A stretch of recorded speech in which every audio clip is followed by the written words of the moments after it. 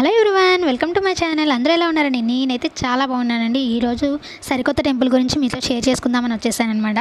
అదే మన అమ్మపల్లి గ్రామంలో ఉన్నటువంటి శ్రీ సీతారామచంద్ర స్వామి దేవస్థానం అండి.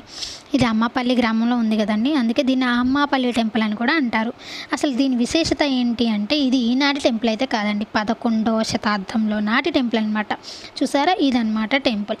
అసలు దీని విశేషత ఏంటి అంటే, అరణ్యవాసంలో ఆంజనేయ స్వామి వారు అప్పటికి పరిచయం అవ్వక ముందు ఉన్నటువంటి రాముల వారు, సీతాదేవి మరియు లక్ష్మణ స్వామి మాత్రమే ఉన్నటువంటి దేవాలయం ఇది. ఆంజనేయ స్వామి వారు లేరు కాబట్టి రాముల వారి కుడి చేతిలో బాణం ఉంటుందండి. ఆ బాణమును కోదండం అంటారు. అందువలన ఈ దేవస్థానం ఏమంటారు, కోదండ రామాలయం అని కూడా అంటారండి. రాముల వారు లేనిదే హనుమంతుడు లేరు, హనుమంతుడు లేనిదే రాముల వారు లేరు అని చెప్తుంటారు కదండి. అందుకే ఇదిగోండి, ఇక్కడ చూడండి, ధ్వజస్తంభంలో హనుమంతుల వారిని మరియు గరుకమంతుల వారిని ప్రతిష్ఠించడం జరిగిందండి. అండ్ ఇప్పుడు మనం మిగిలిన టెంపుల్స్లో చూస్తే, ఒకవేళ ఆంజనేయ స్వామి వారు విగ్రహం గుడిలో ఉంటే రాముల వారి చేతిలో బాణం ఉండదండి, ఆశీర్వాదంతో అభయహస్తం ఉంటుంది. అలాంటి ఆలయంను పట్టాభిరామాలయం అంటారు. ఇలాంటి పట్టాభి ఆలయాలను ఎక్కడైనా మనం ప్రతిష్ఠించుకోవచ్చు అండి. అదే కోదండ రామాలయంలో అయితే ఎక్కడ పడితే అక్కడ ప్రతిష్ఠించలేము. ఎందువల్ల అంటే, కోదండ రామాలయంలో అసలు ఎక్కడ ప్రతిష్ఠించవచ్చు అంటే, రాముల వారు 14 సంవత్సరాలు అరణ్యవాసం చేశారు కదండి. అరణ్యవాసం చేస్తున్నప్పుడు ఎక్కడైతే రాముల వారు విశ్రాంతి తీసుకున్నారో అక్కడ మాత్రమే ఇలాంటి ఆలయంను ప్రతిష్ఠించగలము అని చెప్తున్నారండి. అండ్ ఇక్కడ మనం కోరుకునే కోరికలు రాముల వారు ఆంజనేయ స్వామి వారికి చెప్పి అవి నెరవేర్చుతారంటండి. అందుకే ఇక్కడ ధ్వజస్తంభంలో ఉన్నారు కాబట్టి ఆంజనేయ స్వామి వారు ధ్వజస్తంభానికి అండ్ రాముల వారికి మధ్య ఎవరు ఉండడానికి ఒప్పుకోరండి. అండ్ ఇక్కడ విగ్రహాలు 11వ శతాబ్దంలో కదండి. సో అక్కడ మనం ఇప్పుడు చూస్తున్న విగ్రహాలు ఎలా ఉంటాయండి, రాముల వారు, సీతాదేవి, లక్ష్మణులు ముగ్గురికి కలిపి ఒకే ఏక మకర తోరణం ఉంటుందండి. కానీ ఇక్కడ ఎలా ఉంటుందంటే, రాముల వారు మకర తోరణం ఏకస్థిల, సీతాదేవి మకర తోరణం ఏకస్థిల, లక్ష్మణ వారు మకర తోరణం ఏకస్థిల. ఇలాంటి విగ్రహాలు మనం 11వ శతాబ్దంలో మాత్రమే చూస్తామండి.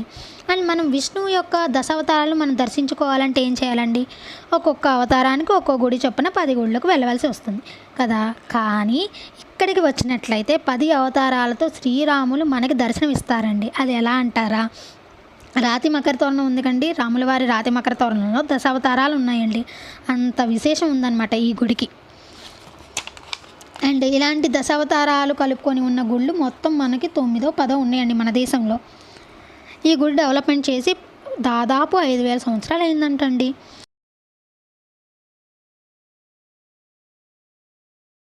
అండ్ ఇక్కడ ఏంటంటే ప్రతి 27 రోజులకు ఒక్కోసారి కళ్యాణం జరుగుతుందంట అండి.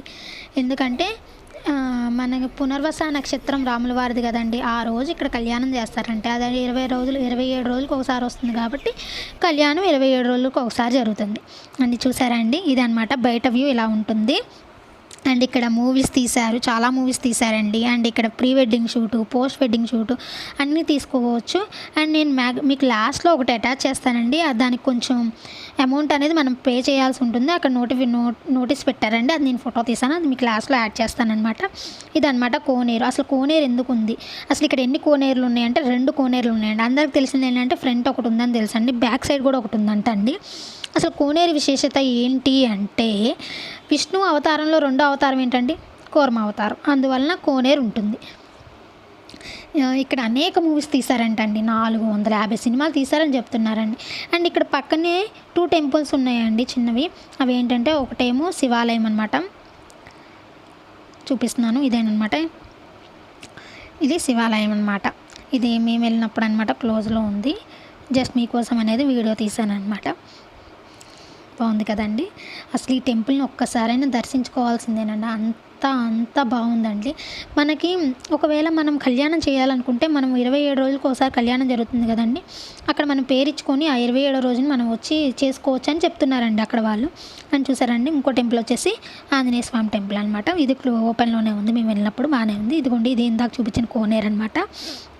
అండ్ బయటికి మనం ఎగ్జిట్ అవుతుంటే ఇలా పెద్ద విగ్రహంతో హనుమంతులు మనకు దర్శనం ఇస్తారండి.